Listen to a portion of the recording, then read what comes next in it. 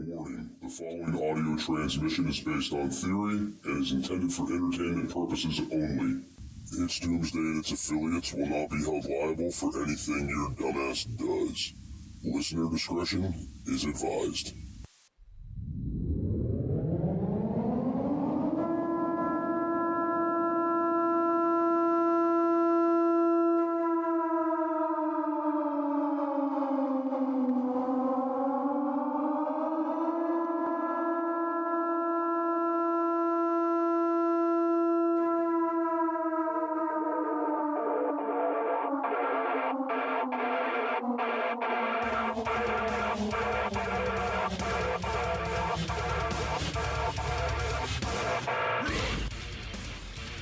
Welcome, everybody, to It's Doomsday Podcast Live. Today is August 8th, 2022. Time is 2200 hours plus 2201. I want to thank everybody for coming in tonight, guys.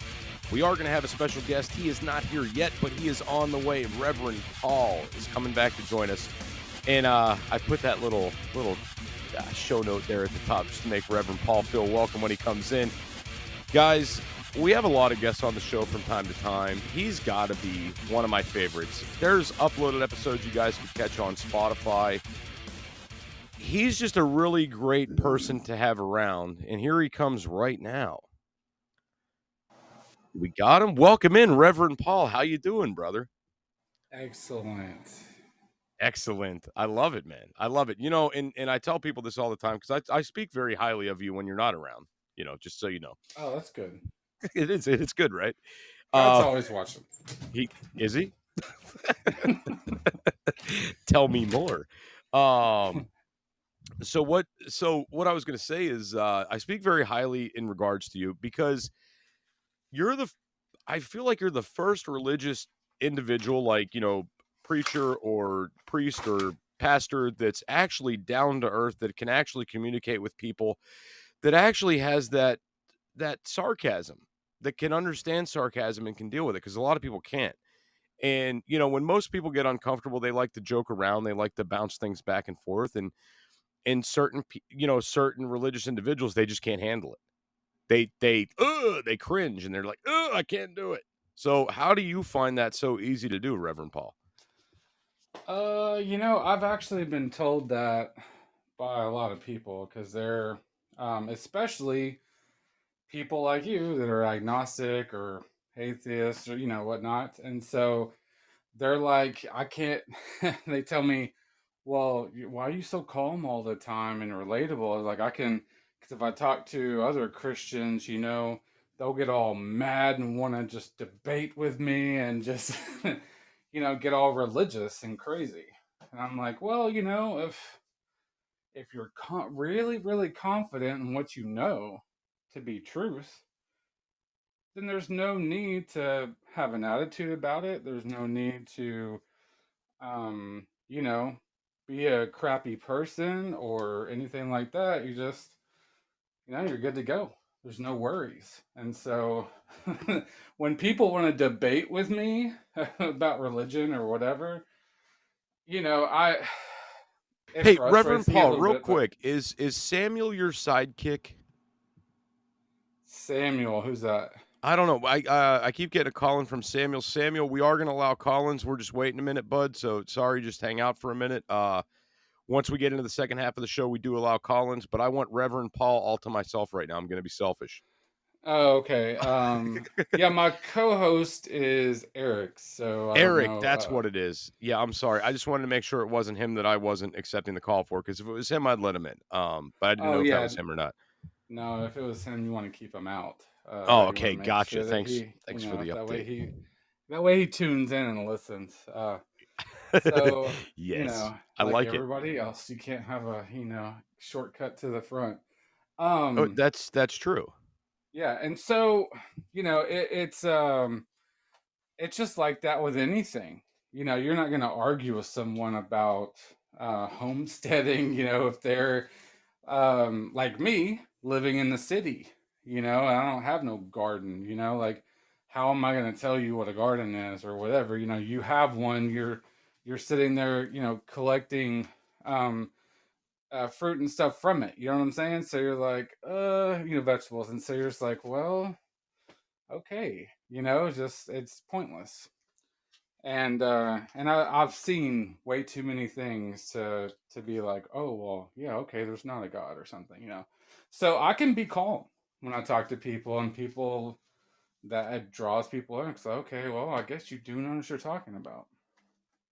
But No, I get on it. top of that, though, I mean, I'm a normal Christian that grasps like the whole of the Bible, like the whole like laying hands on people and casting out demons and all that. I grew up around that. That was the kind of Bible college I went to. But after I went to a Bible college like that, I backslid. You know what I'm saying? So went drinking for a little bit and just doing stupid stuff. And so, I haven't been this perfect Christian. So, no, I haven't had anything to drink in over a decade. I mean, so it's not recent or anything, but, I've Wait till gone I through see you. those. Yeah, right. I know you're talking about in the live. I am um, going to corrupt the heck out of you, Reverend Paul. I promise. yeah, I've already been there and done that. And so, I know what I'm not missing out there. Some people will say the same with Jesus. Oh, I didn't lose Jesus at church, so I'm not going to find him there. I think that's kind of funny. My No, aunt I got actually you. says that. So real quick before we continue into this, Samuel or Bearded, thank you for the update on Samuel. Samuel, we will let you in, but this is kind of how we do the show. We wait till the second half of the show to do the call-ins. That's how we do things here. I want to go ahead and welcome everybody that's in here right now that has came into the show. We've got Shannon, we've got Carson, we've got Gene, we've got my buddy BP in there. We've got now, guys, I don't have a regular mouse in front of me, so I got to scroll here. We got Kentucky, we got WV Pappy, we've got Ozarks, Bethy, just a minute too. We've got Tiff, we've got, let me scroll. Come on, scroll, mouse, scroll. It's not letting me scroll. There it is. We've got Pink Squirrel, Vet Tech, and Prep. We've got JP, Sydney, Angela, Samuel, Reverend Paul, obviously. You guys could hear him in the chats here. We've got Miss Surf Life. I can never say that right. Ozarks, Bethy, just a minute too. Guys, I'm just going back through these pages because they're growing now. Ramu, Jelly 6. I wish I had my freaking mouse, guys. It's just kind of driving me nuts. We've got Fab Chick, Gammy. We've got Nettle, Be Free, Eric, which, guys, Be Free is Joe. So if you don't know who Joe is, that's Joe. We've got Eric Kirk, American Honey. We've got, let's see here. We've got Bearded, Sarah. And we've got Echo on the last page. What's up, everybody? Echo is the first one here. And we also now have Just BK24 and Preaching and Breaching. I want to welcome everybody into the show tonight, guys. Call-ins are welcome once we get a little bit more into the show here. And I got a favor to ask everybody in here, guys. So I promised all of you guys I would start doing video along with the show. It's been kind of problematic due to trying to run two computers at once, internet connection, everything like that. I had no problem doing it for mobile.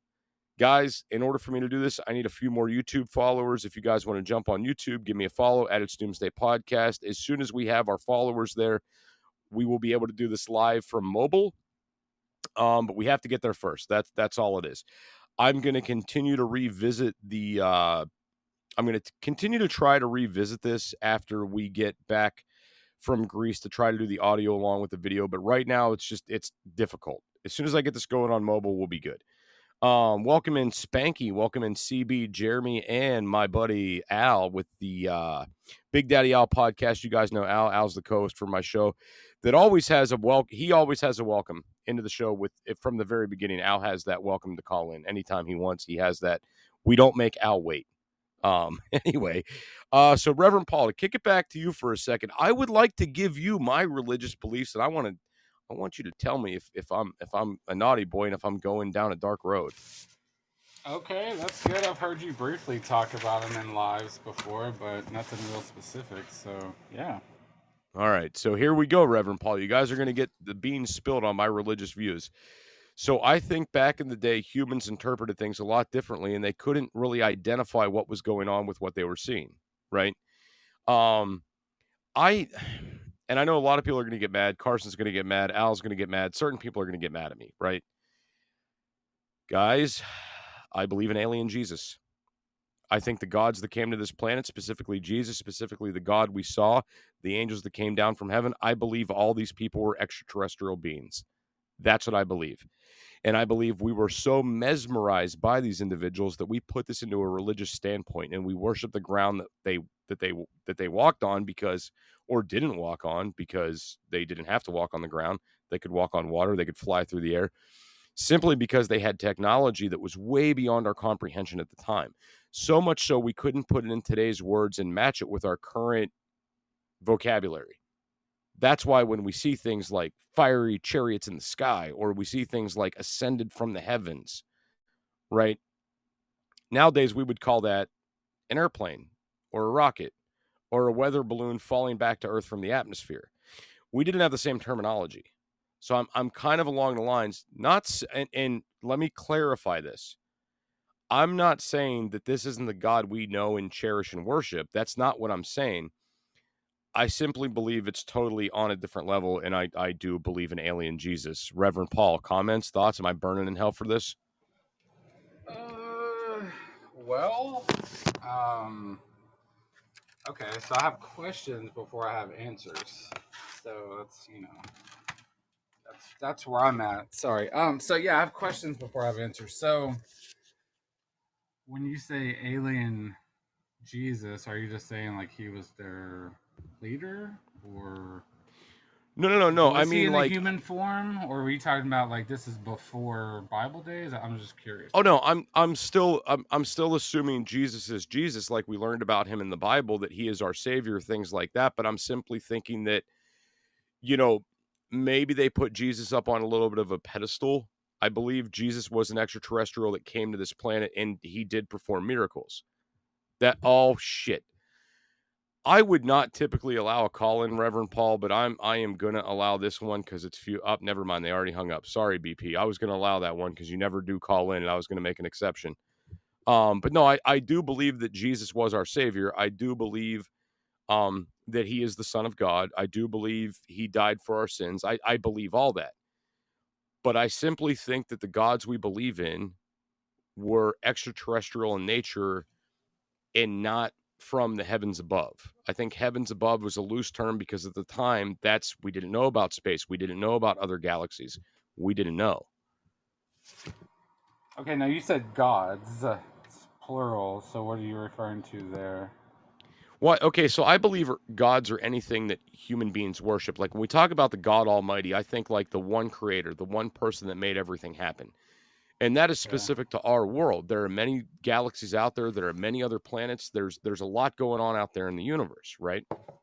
And every planet has their own god, their own person they worship, just like every tribe back in the day had an object that they worshiped, or a sun god or a moon god, or different gods that they worshiped, or if they went based on the astrological signs.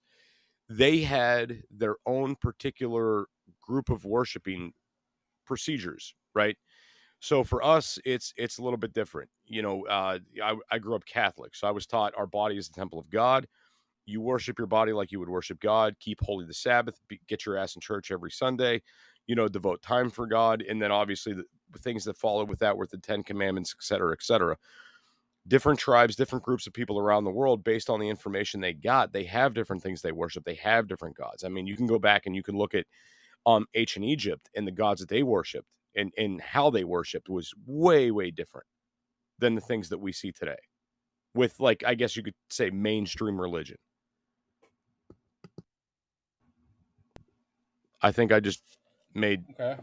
Okay, he's still with us.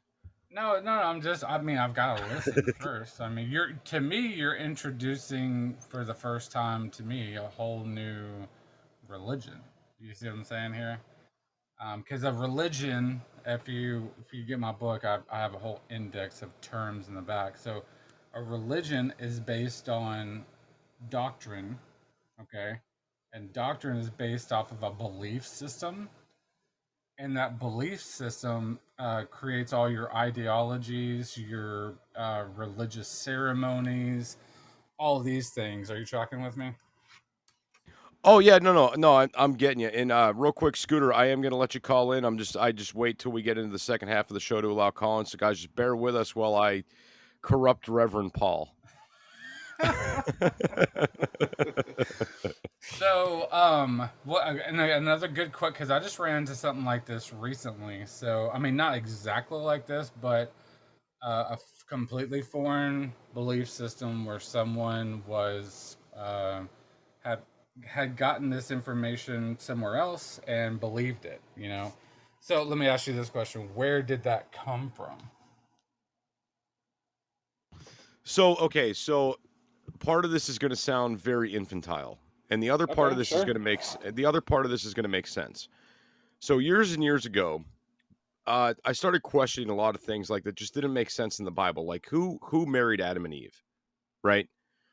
Who was the one like this Noah's Ark thing? There's some holes in that. You know, all these creatures traveling around the world, continent to continent, getting together on one ship. This just doesn't make a lot of sense.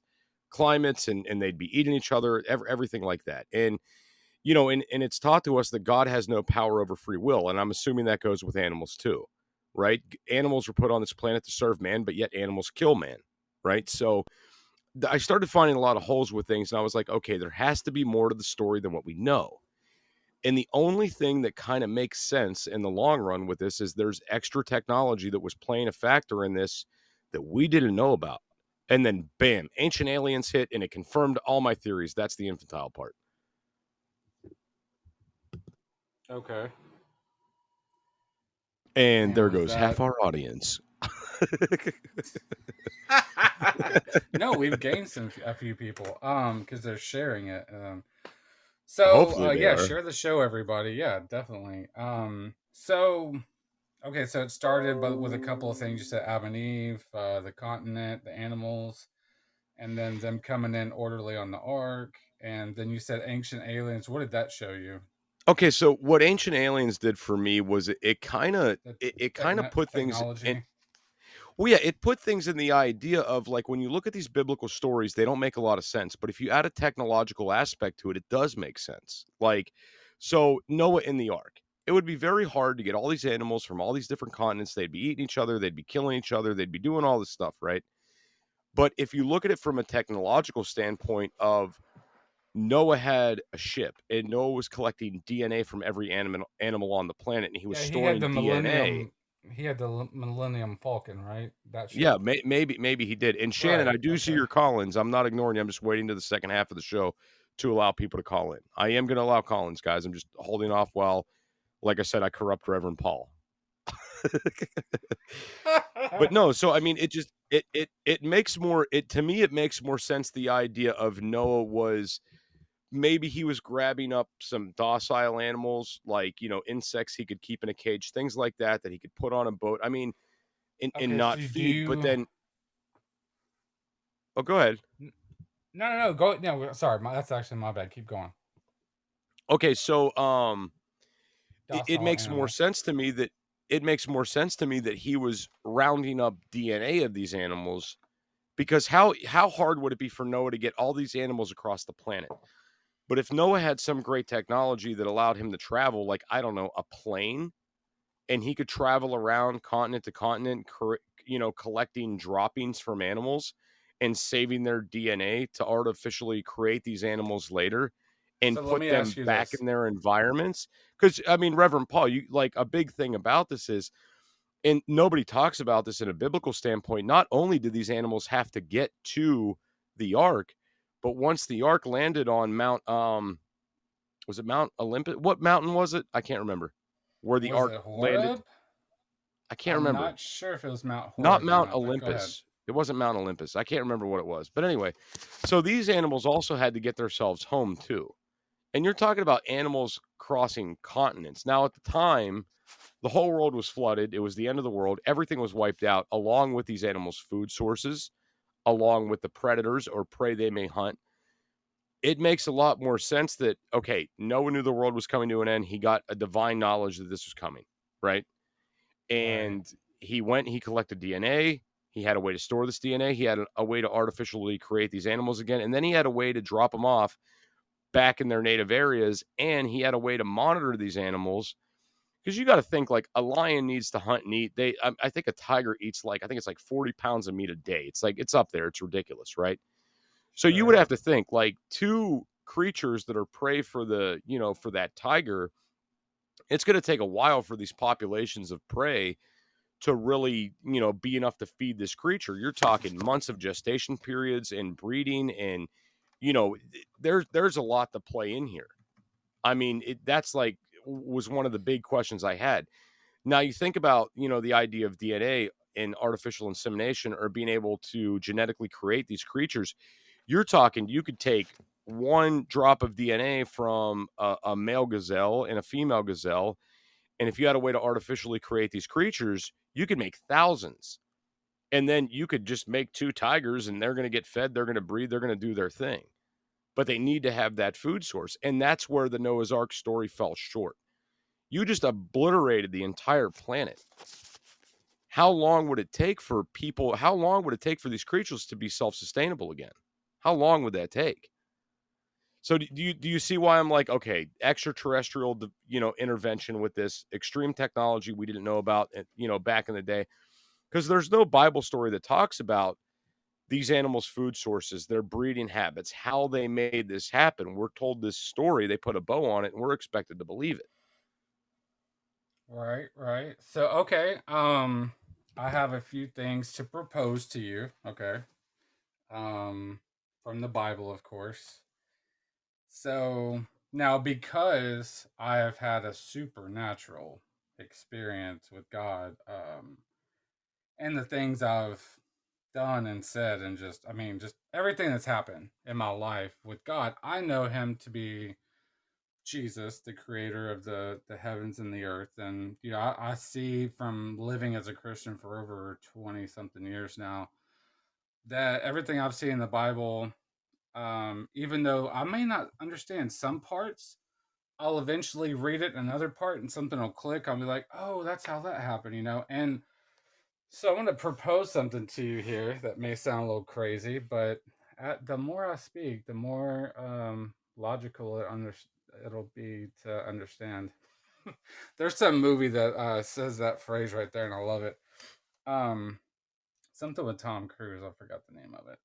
Um, but anyways, so in Numbers chapter 2 in the 22 in the Old Testament, verse 28, Balaam had a donkey, and this donkey was carting him around. Okay, and at some point he was not supposed to be going for thanks Gene, need the prayer.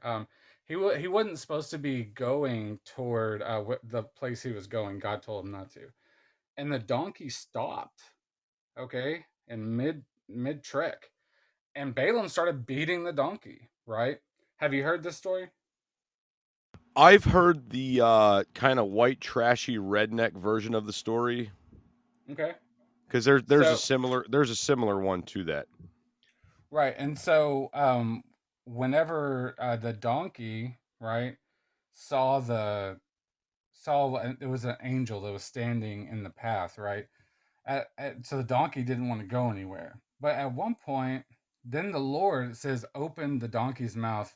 First, Numbers 22 verses 28 says the Lord opened the donkey's mouth, and she said to Balaam, "What have I done to you to make you beat me these 3 times?" So this is where the movie Shrek and Donkey came from, right? This is not a tale, a children's tale. This is reality. So Okay, so we're gonna get a little bit infantile on your side now, Reverend Paul. exactly. So Good, I like it. I could. that's why I'm proposing this to you, right? Because Okay, but I'm yeah, using I'm down. but I'm using the Bible, right? And so in this scenario, right, this donkey is possessed, okay? Because the donkey doesn't reason like us and doesn't think like us. So when the Bible says he, opened the mouth of the donkey, it's God speaking to him, right? And there's an angel right in his way about to kill him. But the donkey itself had enough common sense not to go that way, because angels in the Bible are described as terrifying, and it had a sword in its hand. But anyway, so I'm proposing this to you. I've never thought about this before, but um, what if the Lord possessed those animals two at a time, to guide them in. According to the Bible, it's already there. There's proof that that's not only happened, but possible in both. So if you think about it from that point or that perspective, which I've never even heard anybody say before, I've always heard someone say, "Well, they were guided in by the Lord," and God can do anything. He could have had angels guiding them in.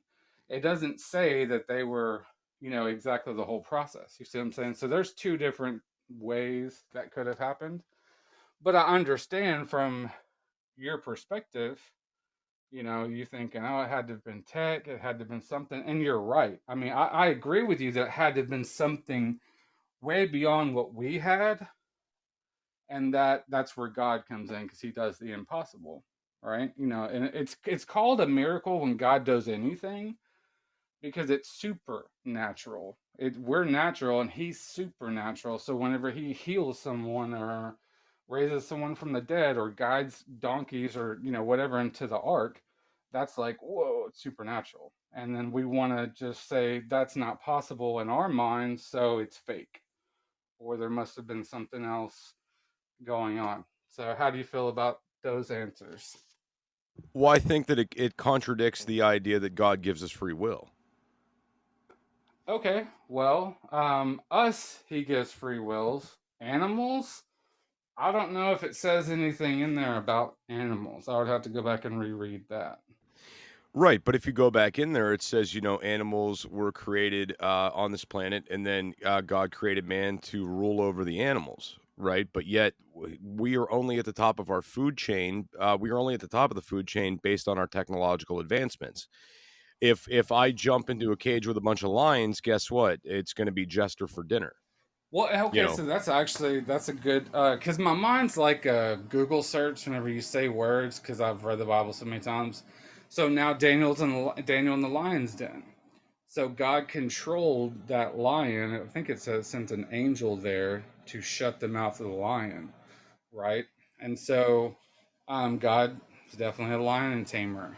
So there's a few different ways this could have happened. Hey, that's why I just proposed to you possession, because hey, I remembered that one story, but he may have sent angels, So, but anyways, So that interesting. that sounds like almost a little bit like witchcraft-esque, right? With the possession thing, things like that. Like, and I'm not trying to split hairs, but I thought possession was the devil's job.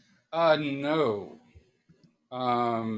Possession is giving yourself over to something supernatural. So, like, as Christians, we constantly house and have welcomed in the Spirit of God. So, and, we always say, oh, Lord, use me, and then he will, give us a thought, or he'll, use us in a certain way. So, now full possession from the Lord, he does respect our free will. But I've had times, bro, where I'm ministering to people and I literally feel like I'm outside of my body watching what's going on. I felt that a few times to where I literally felt possessed and was okay with it. But hey, that's just me. I don't want to make a joke out of that, but I really It's okay. I'm okay with it. no. I'll go straight to hell. I'm not going to talk about how God came inside you and all these things. But well, there you go. I got it. Yeah, I'm not going to go hey, there. But, I get the humor. I'm human, so I get the humor. And that's Reverend Paul, and that's why I love you so much, because I could joke around with you. I could have a good time because. And honestly, dude, you're turning more. I got to be honest with you, and I'm not joking at all. You've been turning me more back onto religion the more I talk to you, because I'm able to pick your brain. I'm able to ask questions I'm not able to ask other people, and you make me feel very, very comfortable with the questions that I ask. And because these are things I can't go to the Greek Orthodox Church and be like, hey, what about this? What's going on? They're going to look at me like I'm fucking nuts. But I could ask Reverend Paul, and it's all good. So, Reverend Paul, we're gonna run a quick ad real quick, guys, and we'll be right back in about 30 seconds. Hey, preppers, are you looking for good coffee? Go to www.beardedbeancoffeecompany.com.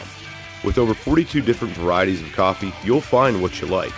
Why not use code DOOM15 at checkout for 15% off your coffee order?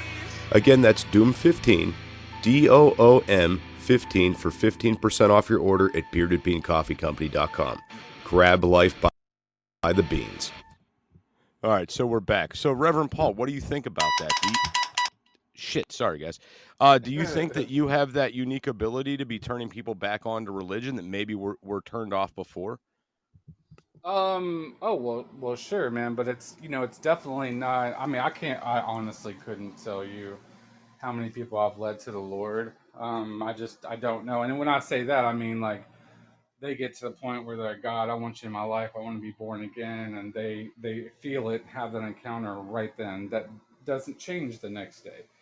So it's not about like, oh, I went to church because this guy was pretty cool. Like church, bro, is pretty much how most of them is religion. Whenever people say church, they actually mean religion, and it's rules and it's jumping through hoops, and it's not a relationship with Jesus Christ. People say it's not religion, it's relationship, and that's what I found to be true. Even though I have a master's degree in theology from an Assemblies of God college, which is just non-denominational, casting out demons, handling snakes type situation. And I see a couple. I'm joking about the handling of snakes, but I see some theology things that are wrong with theirs. And so they're a little dogmatic on something. And I have a bachelor's degree from a Baptist college, and they don't believe in the Holy Spirit basically at all. Except that he just convicts people of their sins. So, anyways, there's just a lot of doctrinal issues within religion, and religion divides people. So, yeah, and then I got fired from the Methodist Church, which I think we've talked about at one point. So, I hate religion, bro. But I'll tell you this though. Go ahead. So real quick, I was going to say, Joe, we are going to allow Collins, bud. We've got 28 more minutes for Collins, and we're going to start allowing Collins. I try to keep the first hour of the show call-in free. You guys all know that. But anyway, so it's really funny because Reverend Paul, I'm in the Bible Belt. You do know that they don't believe in tipping either. People with the Baptist Church, they don't believe in tipping their servers. We see that all the time. I grew up Baptist, and now you're experiencing it because you have a restaurant thing going on. So, crappy people are crappy people. That's just it is what it is, And if you're a Christian and you're you're well, we're all terrible people, but if you're a greedy person, you don't have a generous, because most preppers, they're generous. I love the prepper community. They're basically generous people. They're trying to give out information and help people. And um, but yeah, if people aren't tipping, there's that rule out there. Like, do we always tip 10 or is it 5? Or if you give bad service, do you tip at all? Just there's all these rules out there. But I know what you're saying, man. Some people won't leave a tip and then they'll leave a Bible track. It makes you just want to throw up if you're not a Christian. It makes you want to hate Jesus. So, okay, real quick, I got to say this. I went to go get a haircut tonight, and I mean, I always tip, right? And it was me and my 3 boys that got our haircuts, and one was just like a brief trim job, and I got a full-on haircut, so did my other boy. My wife tipped the guy $30. And I was like, "Are you sure that's what you want to tip?" She's like, "Yeah." And I cringed at that because I'm like, we ended up paying for me and my 2 boys to get haircuts. That we ended up paying $80 man, $85 for haircuts. Right. And I mean, we don't get haircuts often, right? You guys see my hair grow out all the time on TikTok, and everybody comments on it. But no, I was just like, oh, holy shit. But then I look at the and Joe did correct me in the chats. It's the Southern Baptist. These guys do not tip. They cringe, right, over tipping. And these guys will go in 10 deep after church, and they will rack up $120 food bill, $150 food bill, one server running the whole 10 top, and they will not leave shit. Well, it's unfortunate. Like I said, some people suck. And, that's why we need Jesus, because we suck as people. We suck at life, and we need Jesus. And so, whenever they go through a hardship and then have to get a job as a waiter, then they'll understand, oh, man, I screwed up and I screwed those people. You know what I'm saying? out of their money and their heart, because everybody has a family. So you have to be Right. woke. You And have to get. Sometimes you got to go through it, and God will let you go through it. If you're gonna act yeah. crazy towards someone, He'll let you be in a situation where you get a chance to repent from that. Now, and I want you guys to not. I want you guys to understand two things. Number one, tipping is an American custom. It's not. It's not really the reality of everywhere around the world. Jelly, if Jelly's still in here, Jelly's a server at a restaurant. She's in Australia, and she gets paid pretty damn well. She makes more of an hourly rate than I made here with a fucking diploma. All right. Here, the state that we're in, our minimum wage for servers is about $2.50 an hour. Right.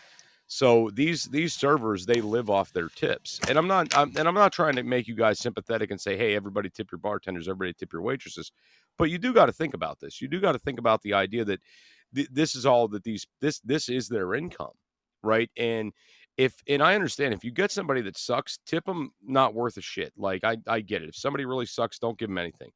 But the idea is if somebody's providing good, exceptional service and they're going the extra mile to make sure you're happy and you're enjoying your meal. Many cultures around the world, guys, meals are a celebration. And I'm not They trying to are, go yeah. off on too much of a tangent with this, but breaking and not to use biblical terms, that Reverend Paul, that's your job, but breaking bread with your fellow man, it's a celebration, right? So the idea that you should be thankful and give back a little bit, you absolutely should. So, guys, next time you go out, if you are in the Bible Belt, if you are a Southern Baptist and you're like, hey, I don't tip, I've never tipped, I'm never going to, just remember that waitress is paying rent. She's probably struggling. She could be a single mother, and she's making $2.50 an hour. A lot of us wouldn't go take a shit for $2.50 an hour, right? But these girls are showing up. These servers are showing up. They're doing their jobs. They're kicking ass. And we have really good servers though. Like we have servers that are really freaking good. So whenever they don't get anything out of it, I feel bad. Even if I go in and I bring somebody in, and thank God my wife's not in here right now. But the other day I brought in a realtor and I was like, dude, food's on me. Obviously it's the restaurant. I don't pay for shit. But dude, your meal's on me, dude. I got you. I still tip, and it could be considered hush money. It could be. So they don't tell my wife I'm giving away free food, so there is that. But Hmm. it's just that mentality that I think that we've and this is why, to go all the way back to the beginning with what I was saying with this, extraterrestrial alien Jesus from the very beginning of this was whenever you have somebody watching over you and you have somebody, really grinding in and that God is present and miracles are present and things are happening all around you, it really makes you act right. Just like when you see the red or blue lights flash behind you, whether it's a paramedic or a cop, you're pulling over, you're pulling over to the side of the road, you start driving perfect when you know a cop's following you. Kids act like shit all year long, but they start acting awesome the moment they know it's December and Santa's coming at the end of the month. And they know they don't want coal in their stocking, right? So now the point where we're at in the moment is we haven't seen, some people probably have, but we haven't seen this large global scale divine intervention lately, right? So I think a lot of people are just becoming shitty because the belief system that this was all based off of the Bible. I mean, these are stories that are 2,000 years old at this point, and we haven't seen anything lately unless it's on an individual scale, right? Like, do you think, Reverend Paul, do you think if Jesus came back tomorrow, do you think he would be labeled a Looney Tune, put in a straitjacket and locked up? Or do you think the media would be covering this saying Jesus is back? No, it would be skepticism. He would be called a heretic, and the same spirit that controls this world, which the Bible says Satan is a god of this world. So that's why you see all the corruption all the way up to the very tippy top. And that's where the Antichrist and it's all coming from, So watch the political system, you'll see it, the Bible come to pass. But they murdered Jesus whenever he came, and he came willingly to lay down his life. But same thing would happen now. It's even worse. If Jesus was to come talking about the things he was talking about back then, he would be canceled and just, spit on and killed even faster. Back then he had a little bit of a chance. They still got him like really quick. His ministry was only 3 years long. And so But I want to go back to what you were saying because this is very interesting stuff. So you were talking about Adam and Eve, right? Oh, another thing. Do you believe in Pangea?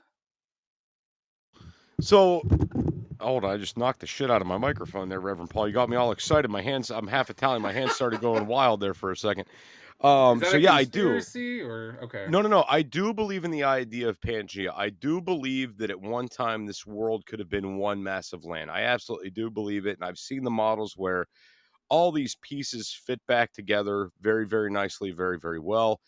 And there is a theory out there where the meteorite that came in and that killed the dinosaurs was the thing that separated this one great continental mass, right? I do subscribe to the idea that Pangea could be a thing. Now, specifically, and something that has kind of solidified the beliefs for me recently on this. Um, so I had some guys from the Army Corps of Engineers out on my property. They were investigating a dam I built, cocksuckers. But anyway, so they came out and they were investigating this dam, and I started talking to this gentleman about it, and he was like, "Yeah, man." He's like, your dam's cool. You're allowed to have that, but we would really prefer if you'd put in a well." And we got into the conversation of well, and he said, "Did you know that there is a large, large salt pocket of water underneath the soil in North Carolina?" He says, "Every once in a while, when we do wells, we'll actually tap into salt water." And it's water from the long, long ago when the world was shaped different in different masses, but it's currently under the ground of North Carolina. There's a large saltwater pocket, and this is factual. This it exists. It's there. So when we talk about the world changing, shifting, things like that, absolutely, Pangea could have been a thing. Why not? Okay, the reason why I was asking is because I was wanting to say it the whole time you were talking about, oh, the animals had to come from all over. I think you did say continent or continents, but I wasn't paying attention. But regardless of that, Way if to it be a was good Pangea, co-host, Reverend yeah, Paul. if it was, I was trying to let you get it completely out. But if you do believe in Pangea, that could have made it even easier, because the world had only been around just a little bit before the flood, hadn't been that long. Um, so it could have been Pangea, could have been the angels escorting the animals, could have been, possession. I'm not even gonna say that's biblical. I'm just throwing that out there, right? Just hypothetical, right? Um, but now going on this last thing, um, I'm gonna tell y'all this real quick. I was driving one night. I just went and like talked to my girlfriend at the time. I was like 18. I was going to work at a night job, and she was a Christian, and I wasn't even that tired, but I was like, I gotta go to work and work all night, and then go to Bible college in the morning, and I was like, so yeah, I'll talk to you later. She goes, okay, well, I'll be praying for you. I was like, all right, and I'm driving on the way to work, and I maybe got 15 minutes away. This because it's like a 30-minute trip, and I'm like gangster rolling, My butt's like all the way at the end of the seat, and on top, that noon sitting there staring with one hand, and I get grabbed and thrusted back to the very back of my seat, and my heart is pounding, bro. I'm just like, oh, what just happened? It wasn't a wreck or anything. I was grabbed. Like there was literally an angel that grabbed me and threw me to the back of my seat. I don't know if I was fixing to go to sleep or whatever. I got like super. I wasn't scared, but I was like excited, and I was like, and I made it to work. I called back then. I had a payphone. I called my girlfriend and said, "Hey, what did you pray when you prayed for me?" She goes, "Oh, I just prayed that God's angels would watch over you and keep you safe and keep you awake." My jaw just hit the floor, and I just hung up on her. Actually, I was like, "Are you kidding me?" Damn. So you're Yeah, bro, driving for real. around. All right. So I'm trying to paint a picture here for the listeners. Reverend Paul's 18-year-old Reverend Paul. He's out doing mischievous shit. He's all fucked up on Ambien. He's driving around town looking for, I guess, a prostitute, And possibly. shrooms, Um, yeah, shrooms too. and Yeah, shrooms. Yeah, shrooms as well. Reverend Paul, I freaking love you, man. You're so awesome. Anyway, so yeah. Reverend Paul's driving around. He's having a good time. He's 18 years old. Look, and I'm going to tell you guys something.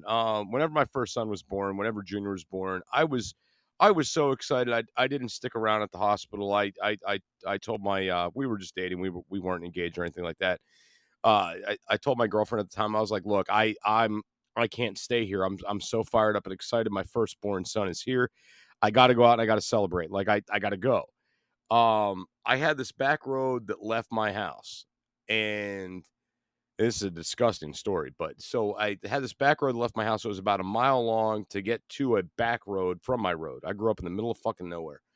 And I'm like, as I'm going down this road, I'm calling and texting, and it took me maybe 15 to 20 minutes to go this mile because I'm periodically stopping along this dirt road to like let everybody know, hey, dude, my son was born. Here's a picture. I'm calling my friends, calling family. And next thing I know, 2 bottles of grape Mad Dog 2020 later, I've went a mile and I'm fucking wasted. So, Reverend Paul, when you say 18-year-old Reverend Paul, I could, 18-year-old Jester understands. Well, and I was born again at the time, and I was on my way to work, and then like I said, Bible college in the morning. But yeah, I mean, I was just a young kid, and I'm just sitting there like tripping out. So I know that an angel grabbed me and was forceful, whatever. They have power, and they're in the Bible doing extraordinary things, So I mean, for me, even with my experience and what the Bible says, I don't think it's a problem or nothing's too hard for God. So I get in the animals to the ark, no big deal. But something really interesting you were talking about with Adam and Eve. You said who married them, right? So I believe in God's eyes, right? He did, because he performed the ceremony. Do you know what the ceremony was?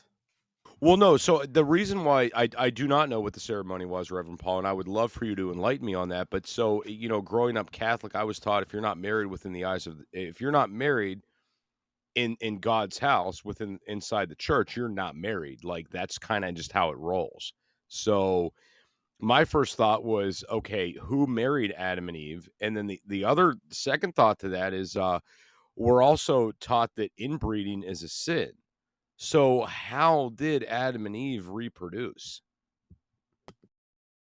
Right. And so I'll get to those questions in order. But the ceremony, right, was, of course, him making Adam, right? And he said, it's not good for man to be alone. And so the ceremony of him putting them together, right, was to cut out the rib from Adam and then make Eve. And that's how he joined them together. So he literally made them and formed them out of one back into one, if that makes sense. Now, did he So come up there with a basically, piece of paper? what you're saying is he took the flesh, he took the bone, the DNA, and he created another human. That sounds extraterrestrial to me, Reverend Paul. Sure. And from our understanding, what an alien is, everything's an alien if it's not a human. So I agree with your logic of extraterrestrial, alien, foreign. All these things are the same thing. It's supernatural. Yeah, it's beyond us. It's beyond us. And so yeah, if you actually in the King James version, at one point there is one word translated as extraterrestrial or terrestrial bodies. Because it gives the fact that these are not humans, and God is a spirit. God is not human. Well, when So, when we define the term alien, we gotta remember that the term alien is basically anything that's out of the ordinary, not like to our world. So we use the term like illegal aliens that come across the border. We use the sure. term alien, something that comes from outer space. So I don't like to use the word alien. I like to use extraterrestrial because I don't feel like it's alien to us. I feel like it's something out of this world, which would, but by definition, God would be extraterrestrial because he's not from this planet. He created the planet. They descended from the heavens. By definition, God would be extraterrestrial. Right. Correct. And so, but not from like the mainstream media extra like ET, not that. Because Jesus is the creator of the universe, Elohim, God, King of Kings. And so, he created everything.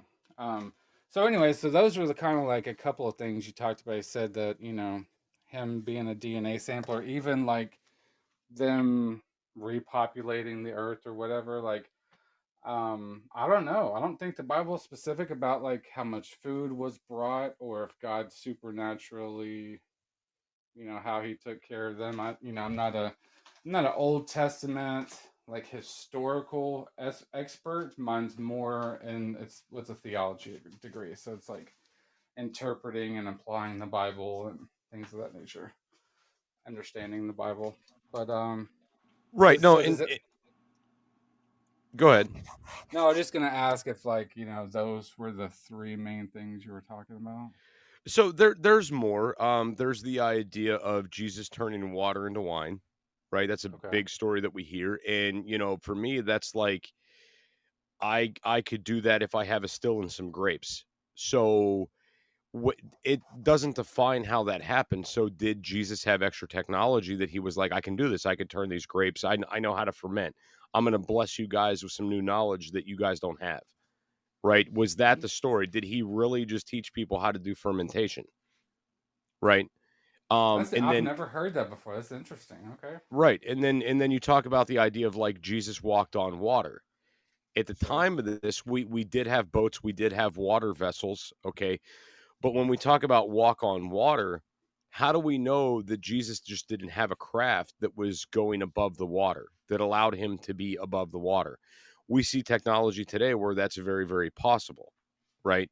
Sure. Um, Yeah. so I mean, again, we get into these stories, and the terminology just wasn't there. We didn't have the word, hovercraft at the time. We didn't have, Right. And so you brought up something earlier that I just had a conversation with somebody like 30 minutes before we got on here, and it was in the book of Revelation about like John described there being a war, and there being like locusts that had like men's faces and fire and brimstone and all this other stuff, right? And if you look at like helicopters, right, those look like flying locusts or whatnot, but those, like I think you even said earlier, have like men's faces painted on. Or the other thing I thought of the other day that I've never even heard before was like, they're behind glass, so you can see a man inside the locust for real. It doesn't have to be like painted on the front, like as like a illustration or something. You see what I'm saying? So like what he was trying to describe, he didn't have the word for it. He had never seen it. He's just trying to, in his own best way, just describe a man flying a helicopter. I mean, like, who knows how close the man was, how close the helicopter was. You see what I'm saying? So, but now we can see that as, hey, that's a helicopter. A man flying it. So just interesting stuff. right, and this was terminology that we didn't have back in the day. So that's when I say that okay. So when I say that like again, I'm not denouncing religion, and I'm not trying to flip people's beliefs on things, but the idea that so many things could be easily explained within the Bible just based on the vocabulary we have today, it really changes the game here. And when we talk about like we have this new technology now that we never seen before, and we talk about the idea that there was the dark ages, there was this lost technology. How did the Egyptians do what they did? When you start digging deeper into things like Baghdad batteries and these ancient Oh, and technologies that have just the vanished. pyramids. Yeah, the Yeah. pyramids, the way they were lined up, they could, communicate all the way across the world and stuff like that. I've seen some of the ancient alien stuff and modern, marvels and stuff like that. It's very interesting. It doesn't mean that any of it's true, but it's very interesting and it could all be true. But as far as like, aliens doing it or whatnot, I know that according to the Bible, see, the Bible isn't a tell-all thing. It's a spotlight of God's people that He had the spotlight on from the beginning of time until the end of time. So you have to seek other historians during certain time periods when the Bible was written to get information about other people groups because they existed, you know the Bible is not a explanation of everything. So yeah, there could have been crazy stuff going on in the pyramids and stuff like that. But but I could do this all day with you, and maybe one day we should just sit down and talk about it. But I know Peter came out on the water with Jesus and fell through the water, and so his testimony would have been like, "Hey, this is a scam. Let's get out of here." Jesus is standing on a boat. You know what I'm saying? So just every see the devil's really good at his job. He's called the deceiver and the liar. So, and the father of all lies. So I believe the word of God is absolute truth. That means like it's the only thing in this whole entire world that is true. Like this is all basically, if you want to look at it, this is the matrix and we need to be unplugged, and the word of God is the only thing that's true. Not that all of that movie is biblical or any of that stuff is completely thoroughly accurate in explaining anything. I'm just using that as a pinpoint. But there's a different perspective on everything, and so far I've found that the Bible is true, and that's why I went all the way to get a master's degree. So I'm like, I want to dig in, and I want to find out. If there's something wrong here, I'm done. You see what I'm saying? No, and I get what you're saying, and dude, Reverend Paul, you don't understand how much I appreciate the idea. Well, just the fact that you allow me to ask these questions, and that you're willing to come on to the platform, and that you let me pick your brain on these things, because I feel like anybody else would not let me do this, right? That this would just be considered blasphemy, and I'm a naysayer, and I'm going to hell. And I want everybody in the chats to know, and I'm going to probably keep reaffirming this. I'm not trying to flip anybody's belief system. I'm not trying to denounce anything. This is my mindset. This is my belief. I believe that there is a higher power. I do believe that there is a God. I do believe there is an almighty creator. I absolutely 100% believe this. I just feel that that the Bible, in the time it was written, with the terminology we had, we could not describe this for what it really truly is, right? So I think when certain things are referenced in the Bible, there's way more to the story, but it was just so mind-blowing to human beings that they just couldn't decipher it. And we're reading these ancient texts like there were these big divine miracles.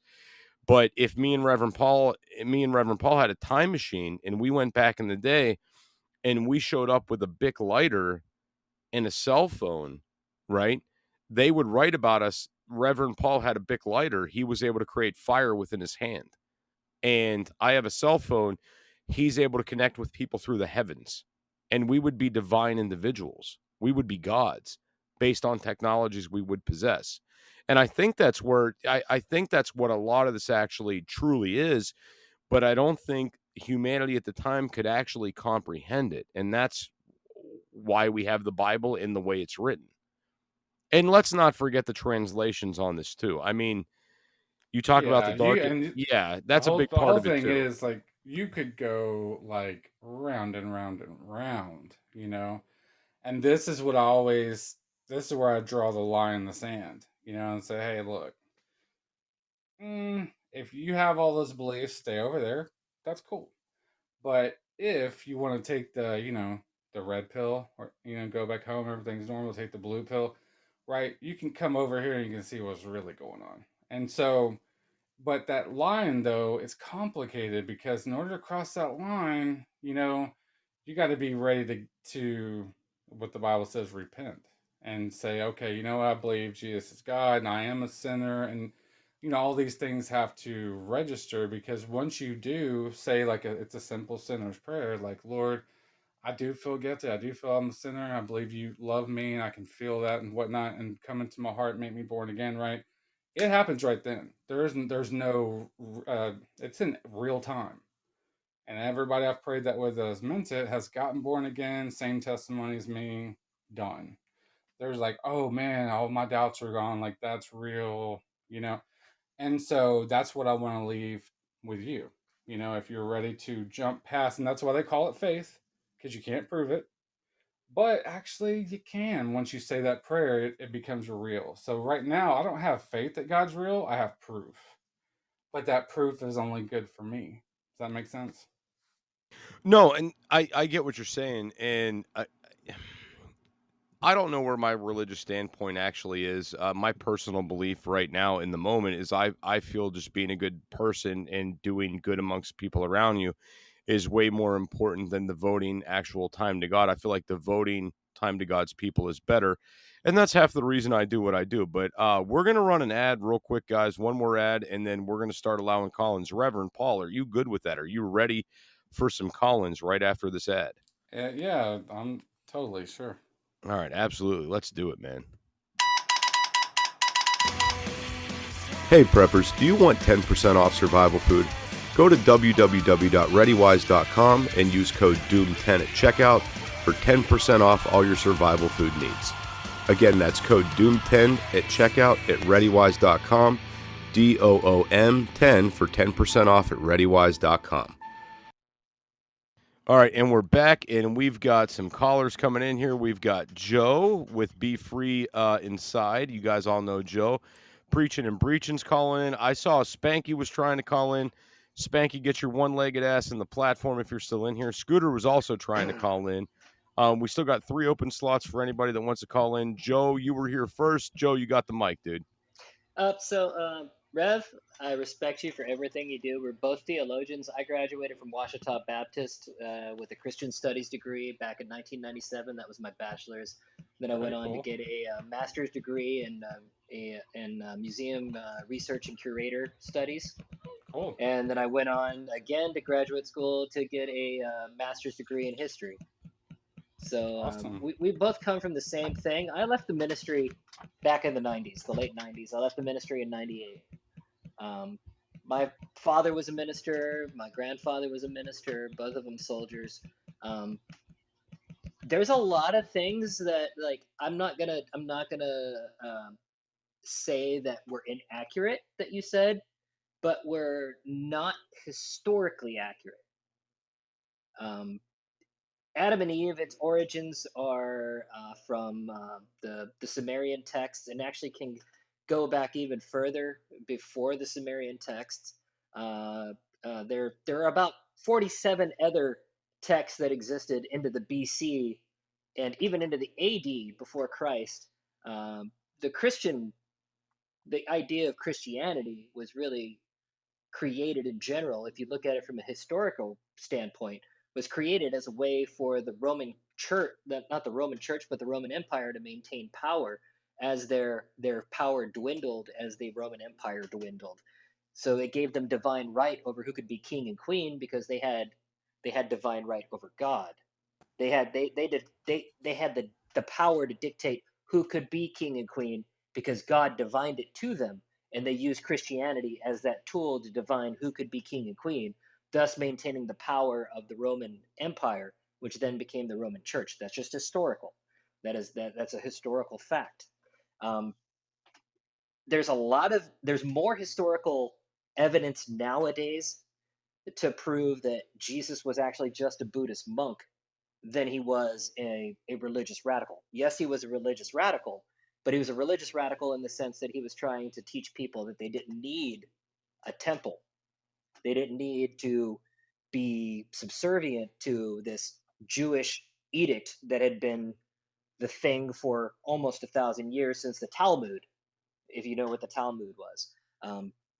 And the biggest thing that I had just a slight problem with was that there is no reference to Satan or a hell in either the New Testament or the Old Testament or the Torah or the Talmud or any text whatsoever relating to Christianity or pre-Christianity.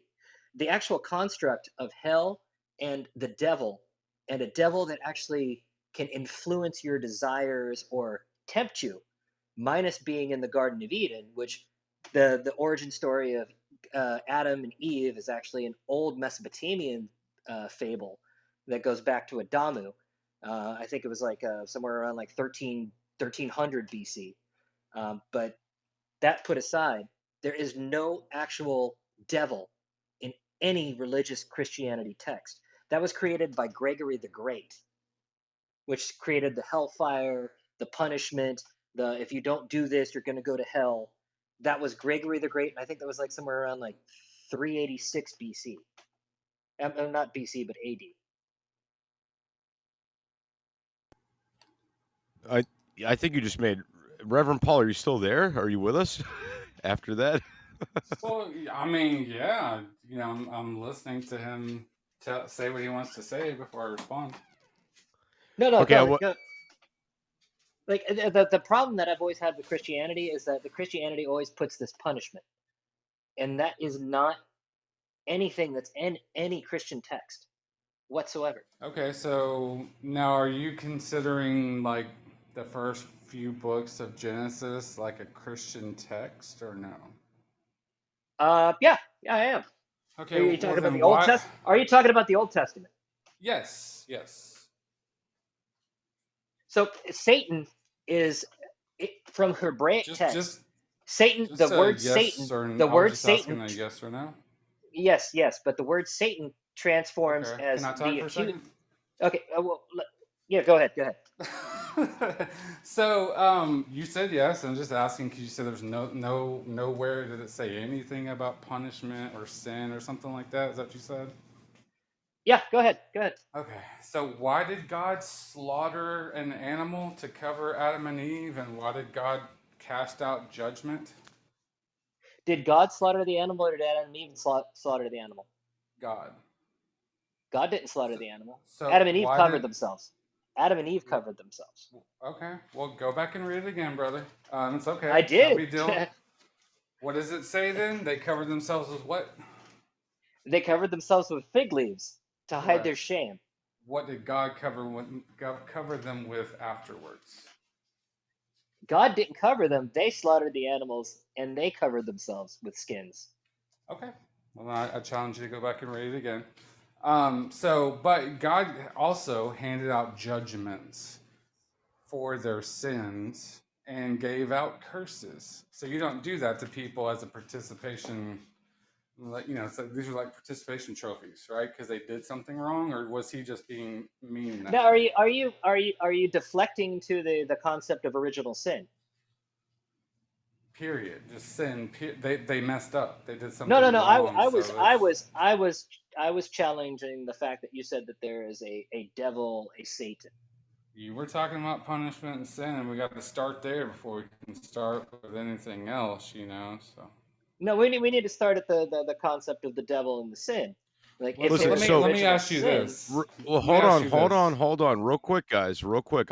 I want to keep this as friendly as a debate as possible. So let's not everybody get upset with one another. I want to keep this friendly. I want to keep this cordial, guys. We're all here to spread knowledge and not, get at each other's throats. Just FYI. Gotcha. So I apologize for being, any kind of anything but Hey, pleasant. I'm not saying So I'm not saying anybody did anything wrong. I just want to clarify so before we get to that point. if we think about sure, if and we and think I about the won't. word if we think about the word Satan in Hebrew actually just translates to accuser. Hey, I'm sorry. What's your name? Beffrey? No, Joe. Okay, sorry. So I didn't see that anywhere. So, So Joe, let me hold on, ask you. real quick. Rapture, Reverend Paul, you know him on TikTok is Joe. Be free inside. Stay safe. Don't die. Okay, I'm not too familiar with that I name. I But I know you've seen his content. probably, yeah, sure, probably. Yeah, yeah. So let me But ask you a quick question, right? Why did you leave the ministry? I did a mission in Africa, and it just didn't nothing about the ministry jive with me anymore. Okay. It Well, was I the would. duality. It was a Jungian thing. It was the duality. I couldn't I couldn't get on board with selling Christ to people that didn't even have running water. I couldn't get on board with a God that allowed ultimate suffering all around the planet, but everybody else gets to live in a lap of luxury. It didn't So jive with me. okay. Ooh, I So what do like you you. believe now? I Do you like you, believe? Beaver. What do you believe now for a religious belief, if anything? Um, I am more on the intelligent design, Okay. and By a I creator, of course, right? I wouldn't say a creator, whether it was a conscious creator or whether it was not a conscious creator. I think if there is a God, which I do believe there is a unifying force in the universe that binds all things together, but I don't believe it has any conscious or even subconscious impact or direction over our lives. I mean, it's the same as the sense that I change subatomic structure simply by coughing. So we could be a sneeze of a higher dimensional being and not even know that. Okay, so like, what happens whenever you die? Is there like an afterlife, or I have no idea because I haven't died yet. so you don't have any doctrine or theological beliefs about your own belief, just that the Bible's wrong? Well, the Bible is not wrong. The Bible is a translation of a mistranslation of a mistranslation of a translation that is a conglomeration of multiple books that were written over about 4,000 years and then bastardized into that original translation. So the Bible itself, in sense, morally is right, but in essence of a spiritual sense is wrong. Because again, Okay, it's a conglomeration of books that were mistranslated and then retranslated and then retranslated and then retranslated. cool. Well, hey man, there's a lot there that would take us eons to get through, but I totally respect your belief, man. It doesn't have to take us eons to get through. I mean, like there is Oh, it literally does. Yeah, it there, takes there no, there's forever. literally there's literally the actual text that people can go and read. They can look them up. That's the beauty of the internet nowadays. You can go and read all of the originating books that created the Christian Bible that it is today, and they can read it from the original Hebrew to the original Dramaic to the you got to remember pagans influenced the Christian Bible a lot. From the Latin to when it was finally brought over to be everybody's Bible. I mean, Constantine, what did he write the Bible in? Latin. How many people could actually read at the time? And Yeah, and the when it was church Oh, did finally some oh horrible shit. things. when it was finally translated into Latin, how many times was it translated before that? Well, hold on. Joe brings up a very good point that I've never thought about with any of this. So, guys, think Yes. about this for a second. So Mhm. much of the world was illiterate. How did this word get Joe, I've never thought about that, man. Wow, that's a big eye opener. It wasn't until King Alfred, when King Alfred of England actually said, "Listen, you're going to write this Bible in English, and you're going to read it in English, and you're going to conduct your ceremonies in English because nobody speaks Latin." Yes. Oh my God. You're That's what so caused on point. the mass actual the true acceptance of Christianity was when it finally became a religion of the common people. Before that, the religion of the common people was paganism. Yes.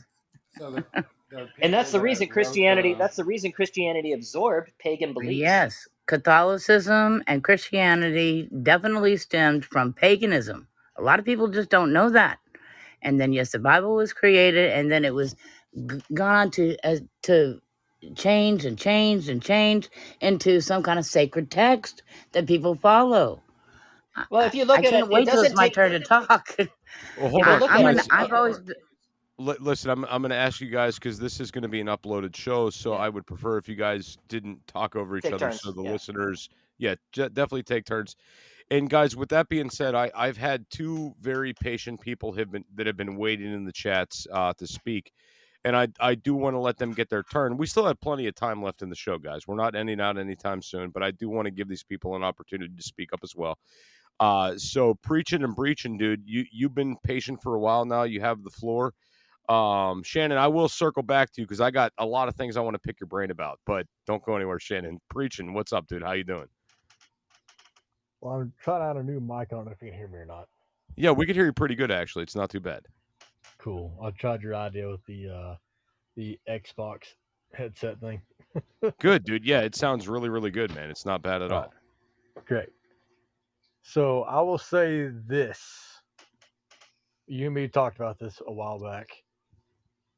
I don't consider myself a Baptist. I don't consider myself a Catholic. And like that, I believe in God. I don't believe in religion.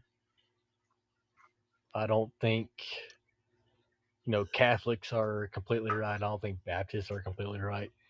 I think that's just too much. I just believe in God. I believe in Jesus. I believe that, God was a father. I don't think I have to have a specific religion to do that. If that makes sense. Now, I want to confirm something real quick, just so everybody knows that's listening right now. So, Preachin' and Breachin' was a former coworker of mine. We know each other outside of this platform in real life, and I could tell you, this man would sit down and pray before every dinner break at work we got, every lunch meal we got. This dude right here would sit down and pray over Chick-fil-A, over Cookout, or even if we got Domino's, he said a prayer over that 3-cheese pizza. That's oddly relevant that he would pray over Chick-fil-A because it was obviously prayed over before it was got to him. Hey man, that's some good Jesus chicken right there. No, but so no, but when Preachin' says that he is a man of God, like he's not giving you guys a facade here. Like I've seen it in real life, and I've actually videotaped him and made fun of him and made memes out of him while he's praying over pizza. But to continue preaching, go ahead, bud. Wow. That's about all I'm gonna say for right now. I'm just listening, and I can see where everybody's coming from in their views, and I'll take that respectfully, and I get where everybody's at in their head and why they could possibly get the different ideas.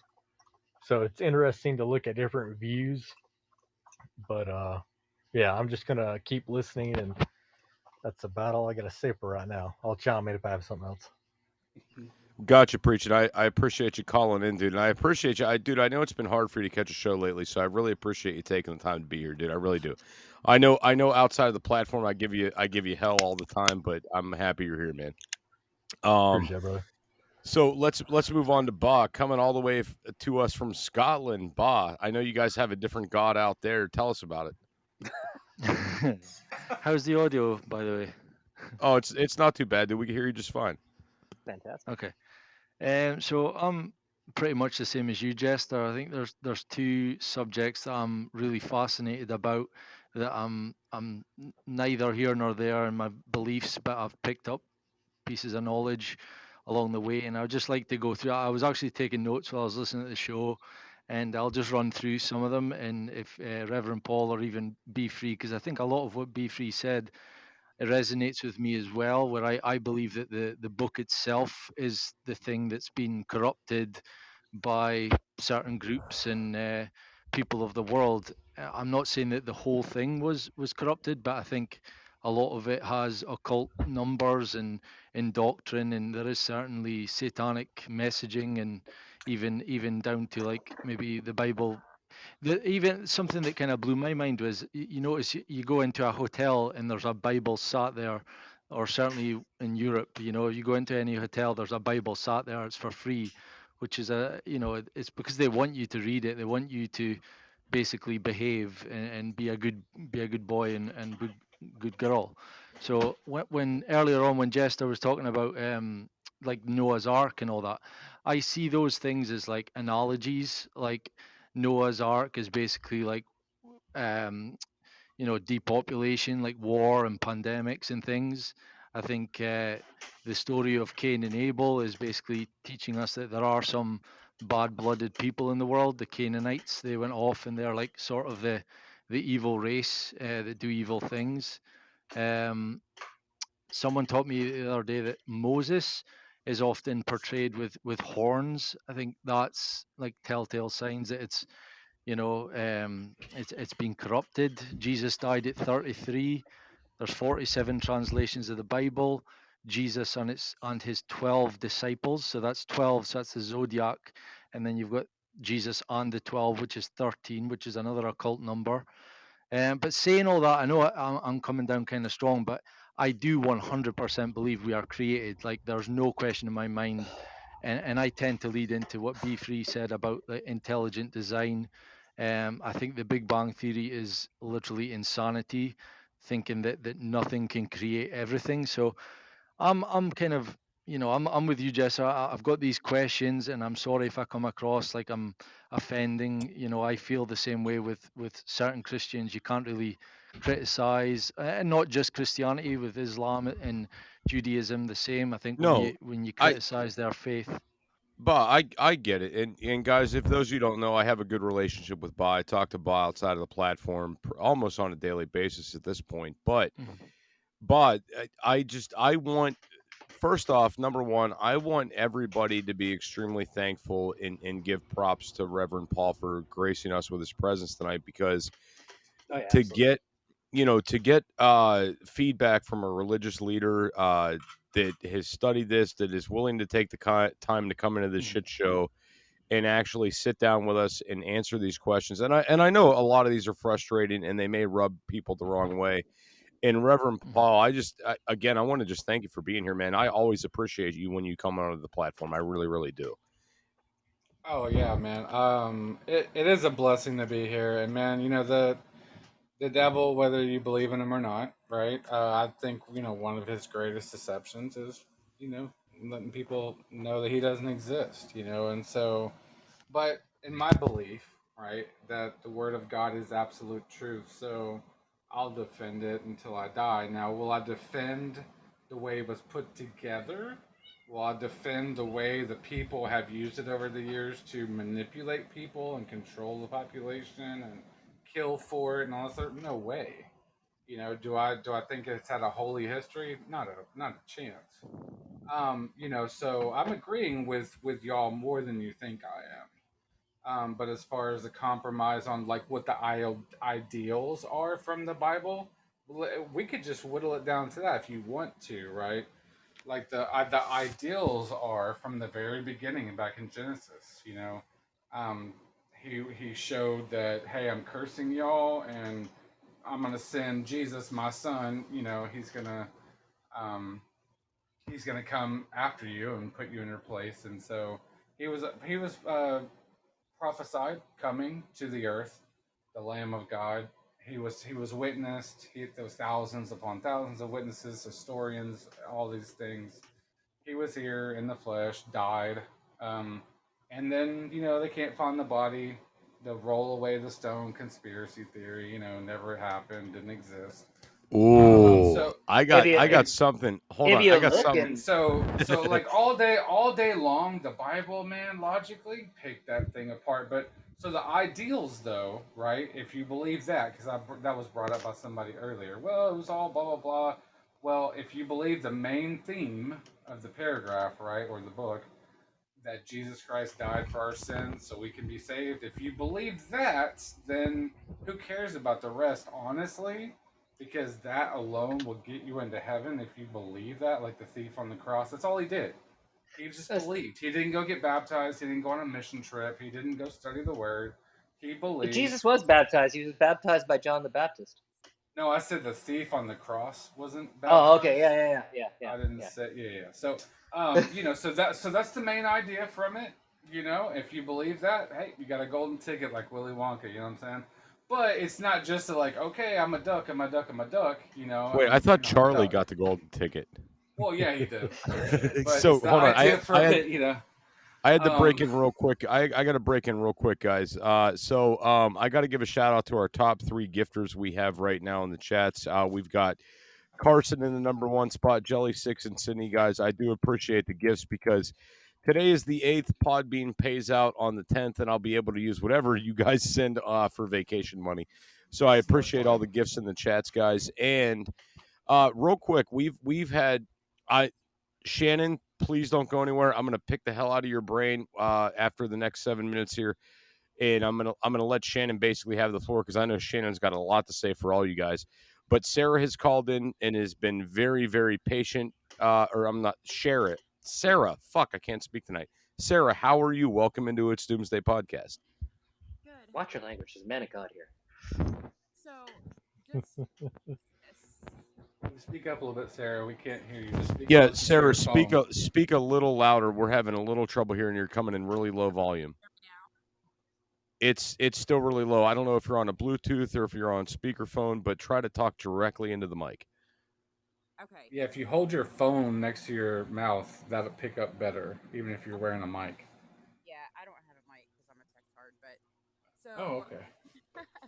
I grew up Pentecostal, and so that was a weird upbringing, and those people scared the bejesus out of me when I was a kid. So I think that pushed me further away from Christianity.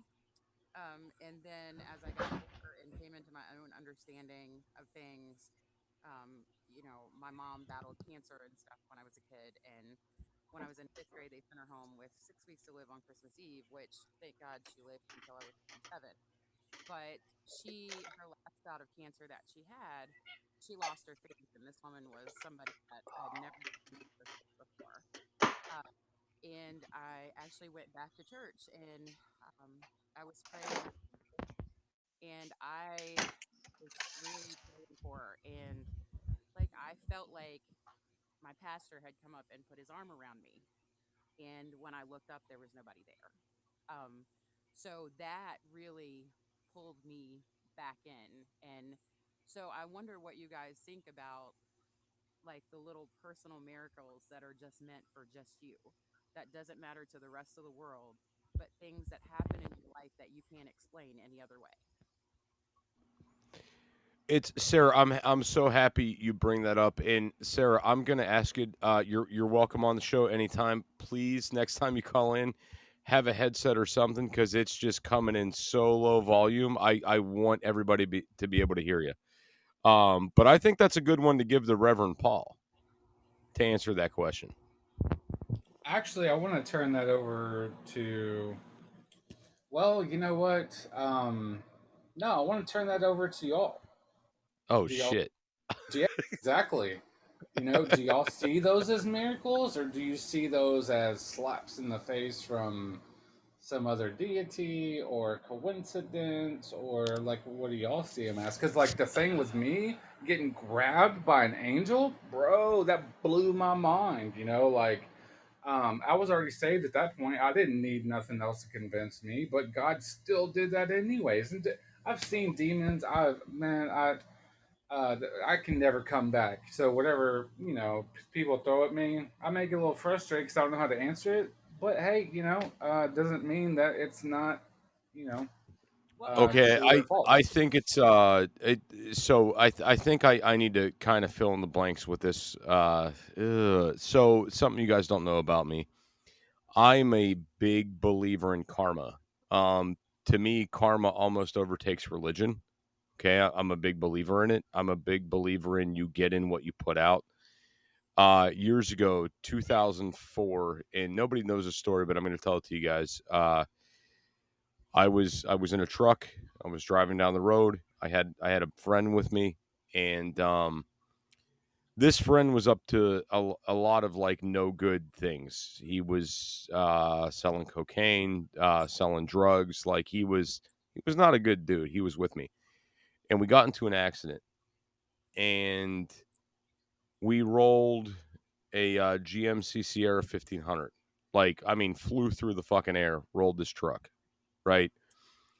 If I would have had a seatbelt on, I would have been killed because the roof collapsed all the way Whoa. down to the steering wheel. Okay. Now, that was just on the driver's side of the vehicle. So when the truck rolled, I didn't have a seatbelt on. It flew me into the back seat of the car or back seat of the truck. Right. I came out bloody, busted up. I came out pretty fucked up, but I'm alive. I'm walking. Okay. If I would have had a seatbelt on, I would have been killed. My friend that was in the passenger seat, um, he he didn't have a seatbelt on either. His side of the truck was fine, did not have a scratch on it. The roof wasn't collapsed. There was not a scratch on the outside door. The passenger side of the truck was totally fine. No problems with it at all. Okay. If he would have had a seatbelt on, he would have been fine.